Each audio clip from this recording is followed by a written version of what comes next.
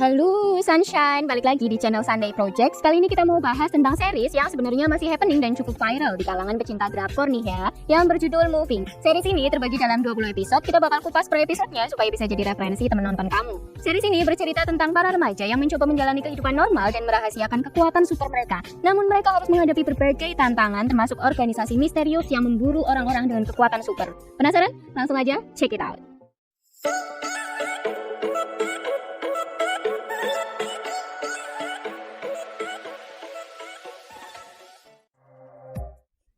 Sementara itu di kamarnya, Bungsuk terlihat tertidur lelap, namun ia melayang hingga menyentuh atap kamar.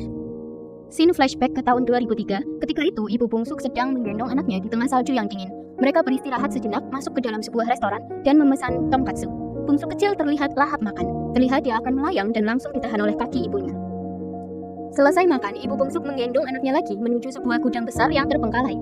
Dia menyewa gudang itu selama 3 tahun dan akan dibayarkan di muka, dengan syarat si pemilik tidak boleh datang ke gudang tersebut. Mungkin ibu Bungsuk tak ingin anaknya dilihat orang lain ketika Bungsuk melayang-layang, yang mungkin juga bisa jadi masalah. Kalau sampai ada di postingan lambe turah kan berabe. Sepanjang hari, Bungsuk selalu digendong ibunya. Suatu hari ibu Bungsuk bertemu dengan pedagang daging. Pedagang itu punya anak disabilitas, tapi dia membebaskan anaknya pergi keluar. Ibu Bungsuk pun sadar, dia tidak bisa selamanya menggendong Bungsuk. Suatu hari nanti Bungsuk akan tumbuh besar, jadi harus bisa mandiri dan menjaga diri. Maka, ibunya kini memasang jaring dan perlengkapan lain di gudang tempat mereka tinggal. Ibu Bungsuk mulai melatih anaknya untuk bisa berjalan sendiri. Yang unik pada Bungsuk adalah, setiap Bungsuk merasa terlalu emosional, kemampuan melayangnya akan meningkat. Sedikit demi sedikit seiring bertambahnya umur, Bungsuk pun mulai bisa berjalan seperti anak normal lainnya, walaupun ia tetap harus menggunakan pemberat di kakinya. Suatu hari, teman-temannya sedang bermain superhero. Bungsuk merasa ingin memperlihatkan kemampuan melayangnya pada teman-temannya agar terlihat seperti superhero juga. Ia pun mulai naik dan melompat. Seketika ia melayang, membuat semua bocil di sana terkagum-kagum. Rasanya seperti Anda menjadi Iron Man. Salah satu dari mereka ingin seperti Bungsuk dengan meniru perilaku superhero yang dilakukannya. Tapi ia langsung jatuh dan mengalami cedera. Akibat dari kejadian itu, ibu Bungsuk dipanggil oleh guru sekolah. Gurunya berkata seorang anak meniru apa yang Bungsuk lakukan dan berakhir dengan terluka. Ibu Bungsuk hanya bisa meminta maaf atas kejadian tersebut. Bungsuk pun dinasihati oleh ibunya agar jangan memamerkan kekuatannya tersebut. Ibu Bungsuk berkata superhero tidak memamerkan kekuatannya. Yang harus kau miliki adalah rasa empati dan rasa memahami orang lain. Malam hari pun tiba. Di tengah hujan lebat, Bungsuk terlihat menangis karena kejadian tadi siang. Tiba-tiba ia mulai melayang tinggi karena emosinya. Untung saja ia berpegangan pada seutas tali. Beruntungnya, sang ibu datang dan segera berusaha menarik tali itu untuk menyelamatkan Bungsuk. Sambil memeluk Bungsuk, ibunya meminta maaf dan berjanji akan selalu melindungi Bungsuk. Kembali ke masa Bungsuk saat SMA, hari itu pun sedang hujan. Di dalam bus, Bungsuk melihat seorang gadis memakai jas hujan kuning berlari di pinggir jalan. Dialah Hisu, yang lagi-lagi berlari hingga ke sekolah. Di depan gerbang sekolah, para murid berlarian agar tidak datang terlambat. Hisu berlari dan tiba-tiba menabrak Bungsuk hingga terpental jauh dan sikunya tergores.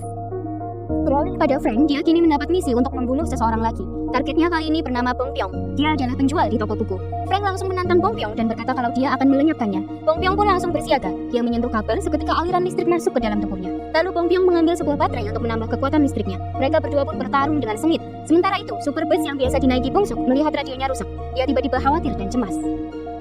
Kembali pada Frank dan Bong Pyong. Frank terlihat sangat kuat membuat Bong Pyong kewalahan melawannya. Hingga akhirnya ia pun berhasil dikalahkan. Frank kemudian mengambil sebuah foto, terlihat Bong Pyong dan seorang anaknya. Wajah anak itu tak terlihat karena fotonya sudah dirusak Bong Pyong. Balik lagi ke Bungsuk dan Hisu. Baju seragam Hisu terlihat basah berkeringat karena tadi pagi dia berlari dari rumah sampai sekolah.